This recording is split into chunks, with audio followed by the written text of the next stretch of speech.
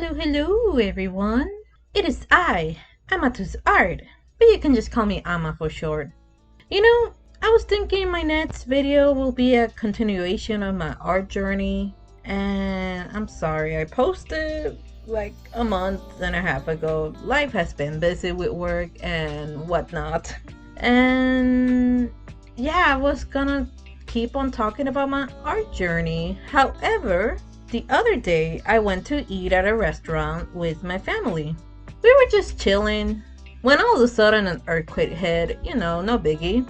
It wasn't that hard, but still enough to be felt, at least by me and my mom. Everyone else at the restaurant didn't even notice.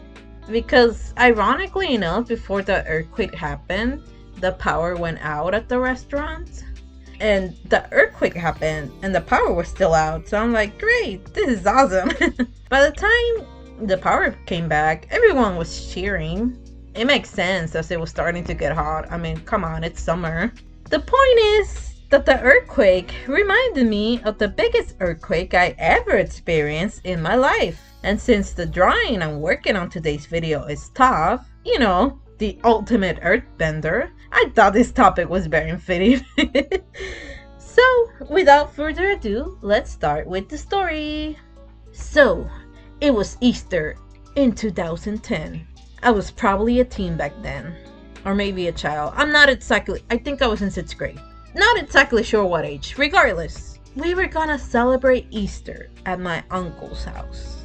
I think I remember my family picking up one of my cousins because she was ready, but her parents not yet, so she came with us. I don't remember the details of the beginning of the party, to be honest with you.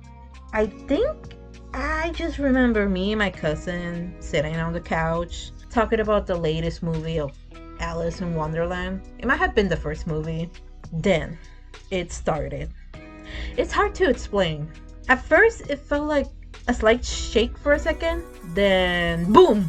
Then the ground started swaying and shaking hard. My first instinct was to jolt up and go outside. Fairly enough, when the ground is shaking super hard, it's pretty hard to walk at all, so I think that's why they tell you not to panic and to duck and cover. But I mean, come on, there was a big ass TV in front of me, and once the earthquake stopped, like, that big ass TV fell, so it could have fallen on top of me if I didn't just jolt up. Anyways, I just remember seeing everyone ducking and covering. My grandma was trying so hard to get up, but my dad wouldn't let her because it was dangerous for her. But then again, there was a window right behind her, so that was dangerous either way. Because honestly, it felt like the windows were going to break. I remember things falling everywhere. I don't know how I managed to do it, but I finally reached the outside. All the cars were swaying back and forth like crazy. I was worried they were going to start rolling down the street because of how much they were swaying. I also remember the neighbors all huddled together in the middle of the road. Luckily at my uncle's home, since it was like a sort of gated community, most of their electricity came from the wires underground rather than electric posts, which was good. It meant one less thing to worry about. The earthquake lasted for about a minute, but in the moment, it felt like a lifetime. Eventually, it did stop. Everyone was shaken up, no pun intended there. I am hilarious, I know, I'm sorry. I remember soon after, the cousin I was hanging out with was super anxious as she came to the party without her parents. Nobody knew the situation, the power was out all day. The only thing we could get our news from was the local radio station that we heard from, like, the cars, like the thing, I forgot. Whatever, the radio station. It felt like the apocalypse was upon us, especially since it wasn't just the big 7.2 earthquake that day. It was a lot of aftershocks all day and night long, ranging from 5 to 6 range in magnitude. Needless to say, I didn't sleep that night. Once I managed to gather my thoughts, I started to worry about some things since I wasn't in my own home and didn't know how the situation was outside. We didn't know if the roads or buildings got damaged or if there was a lot of accidents. There were Three things I was worried about as a child or potentially tween at that time. One of them was my dog Fluffy, my Wii. My Wii was my life. That's where I had the internet, okay? And sure, my oldest brother, who was at home at the time. But he's fine. He will be fine. He's responsible. Not really, because luckily my brother managed to get to my uncle's house so we could all be together. He told us the power was still out and there was a lot of traffic and confusion, but luckily no broken roads or falling buildings. The first thing I asked him was how my dog Fluffy was.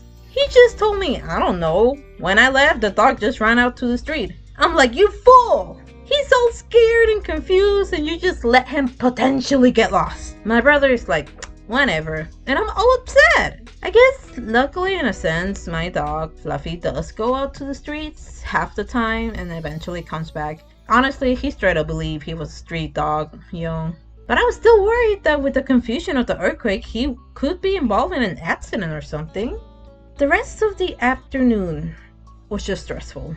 I was anxious to go home to check my dogs and my Wii situation, Because again, I was such a gamer and that's the only way I could watch YouTube videos back in the day. I didn't have a laptop, okay? Other things I kind of remember being stuck at my uncle's house was that eventually someone managed to go buy some tacos to eat. I mean, we still had to eat, right? And we did try to have an Easter egg hunt to brighten the mood.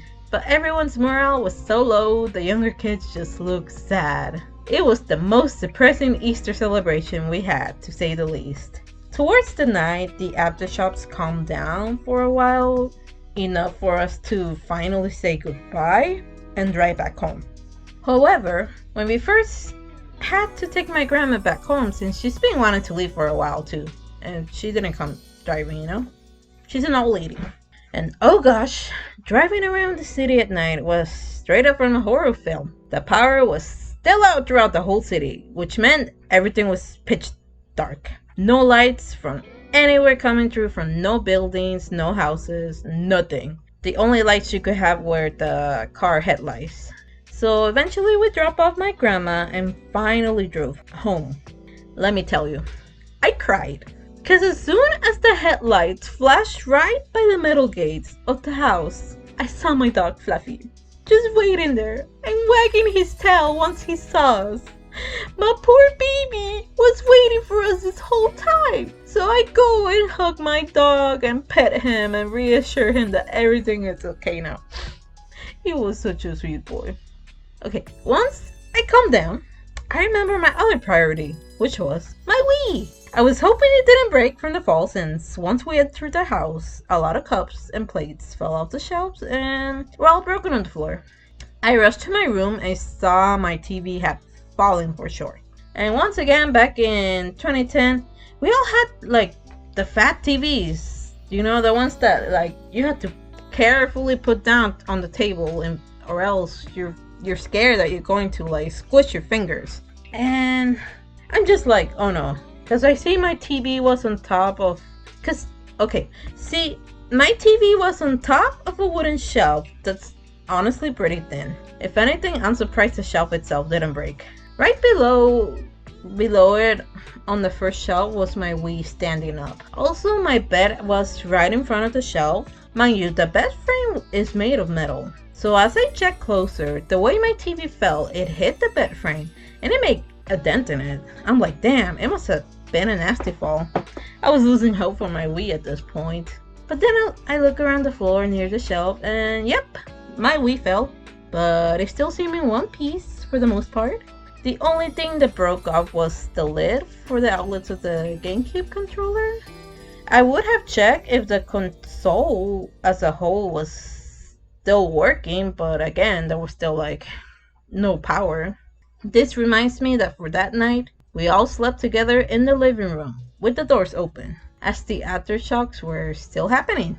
It was exhausting for sure, since I would finally feel myself dripping to sleep and then suddenly jolted awake by another something earthquake.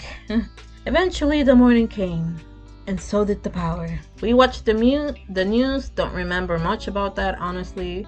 I checked my Wii, and by some miracle, it still worked. I was so happy. Needless to say, after that event, I always left my Wii positioned horizontally. And yeah, that was my experience with the 7.2 earthquake. Honestly, I'm just grateful nobody got hurt and no buildings fell. I think another country had an earthquake of roughly that magnitude the same year, and they had a lot of disasters that impacted the livelihood of the people for a long time. So good job to the local architects of my area as they designed the buildings, considering we are close to a fault. There was a lot of cracking for sure, but it could be fixed. But mainly, I'm glad it happened during the spring break since it happened during Easter after all. I feel that had this earthquake happened while school and most jobs were in session, it could have caused way more panic and chaos of people desperately trying to reach their loved ones. It did cause schools to be closed for at least a month. Yay for the month-long spring break, I guess. just, just to double make sure buildings weren't severely cracked and damaged. I do remember the pool at my local high school cracked, and they didn't fix it till my senior year of high school. But that's no story, I guess. Alright, for those who stayed and listened throughout the whole video, thank you so much for spending time with me. I really appreciate it. I hope you had a wonderful time and enjoyed the drawing process and the story time. Here should be the final product of the mightiest earthbender, Toph. If you want to hear more story times and or tips about any specific topic, don't forget to give a like and a comment down below. Also, if you'd like to subscribe and hit the bell notification, you're more than welcome to. Hope to see you next time. Bye bye!